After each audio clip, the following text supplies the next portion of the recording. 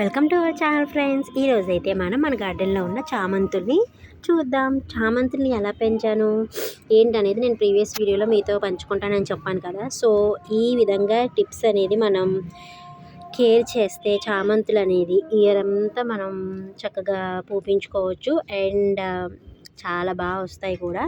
So first tip వచ్చేసి ముందుగా మనం ఓల్డ్ లీవ్స్ ఉంటాయి కదా చామంతులకి. సో పాత ఆకులు బాగా ముదిరిపోయిన ఆకులు ఉంటాయి కదా. సో వాటిని అనేది కట్ చేసేసుకోవాలి. సో వీడియోలో చూపిస్తుందని ఒక సైడ్ నేను కట్ చేశాను.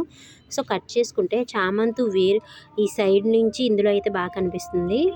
సో ఈ సైడ్ నుంచి మనం బాగా ముదిరిపోయిన వేర్లను అనేది ఎప్పటికప్పుడు కట్ చేసేసుకొని బాగా ఓపెన్ అయిపోయిన ఫ్లవర్స్ని కూడా కట్ చేసేసుకుంటే మనకి ఆ పక్కన నుంచి బాగా లేత కొమ్మలు అనేవి వస్తాయి. సో ఆ కొమ్మల నుంచి కొత్త బడ్స్ అనేవి వస్తాయి.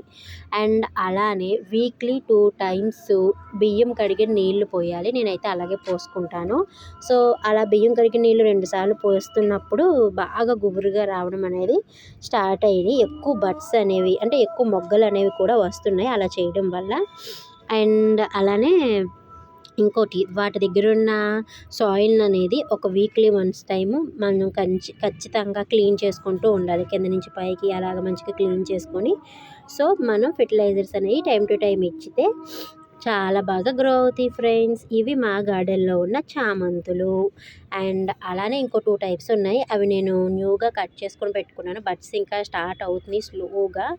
సో ఈ విధంగా మా మమ్మీ నేను కలిసి ఈ విధంగా వీటిని కేర్ తీసుకుంటూ ఉంటే ఇవి టైం టు టైం ఇలా పోస్తూ ఉంటాయి. గ్రీన్ కలర్ చామంతి ఇది.